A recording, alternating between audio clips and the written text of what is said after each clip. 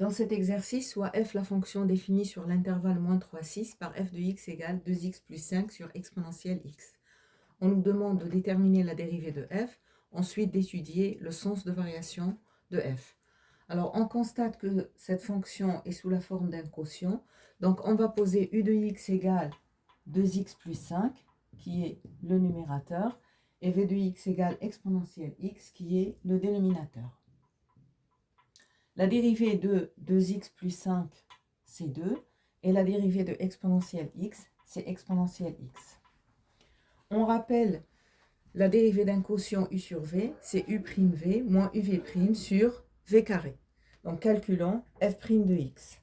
Donc, f' de x égale u', donc 2v, exponentielle x, moins uv', moins 2x plus 5,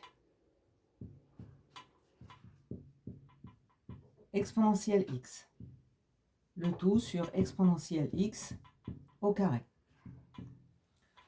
On remarque qu'on peut factoriser par exponentielle x au numérateur. Donc, on fait exponentielle x, facteur de 2 moins, entre parenthèses, 2x plus 5 sur exponentielle x au carré. Ici, on peut simplifier exponentielle x et exponentielle x, et on réduit.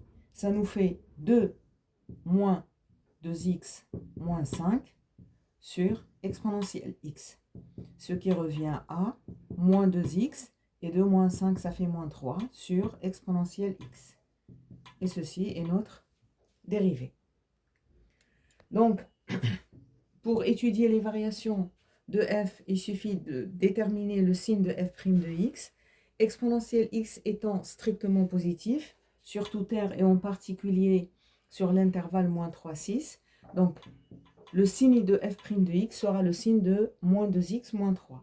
Donc, quel que soit x de l'intervalle moins 3, 6, exponentielle x est strictement positif.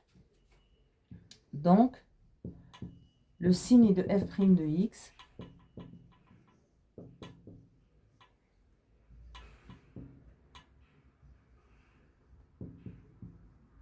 est celui de moins 2x moins 3. Donc, moins 2x moins 3 s'annule en moins 3 demi.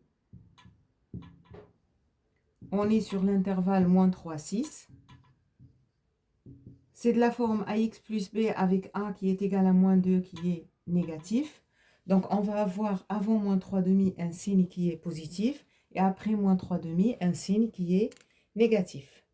Donc, ceci est le signe de la dérivée. On peut résumer les variations de f sur un tableau de variations. Donc, entre moins 3 et 6, la dérivée s'annule en moins 3 demi. Le signe est positif puis négatif. Et pour les variations de f, la fonction sera croissante, ensuite décroissante. En remplaçant les valeurs de x dans la fonction, pour moins 3, on va trouver que l'image de moins 3 égale à moins exponentielle 3. Pour x égale à moins 3 demi, on va trouver 2 exponentielle 3 demi. Et pour 6, on va trouver 17 exponentielle moins 6. Notre tableau de variation est complet, donc l'exercice est terminé.